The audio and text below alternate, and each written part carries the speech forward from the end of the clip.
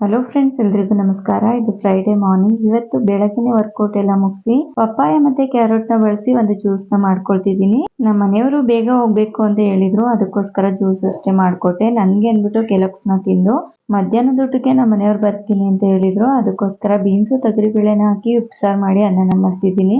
ಖಾರನ grind ಮಾಡ್ಕೊಳ್ಳೋ ಅಷ್ಟರಲ್ಲಿ beans cook ಆಗಿರ್ಲಿ ಅಂದ್ಬಿಟ್ಟು ಬೀನ್ಸ್ ನ ಕುಕ್ ಮಾಡೋದಕ್ಕೆ ಇಟ್ಟು ಒಂದ್ ಸೈಡ್ ಅಲ್ಲಿ ಅನ್ನಕ್ಕೆ ಇಟ್ಟಿದ್ದೀನಿ.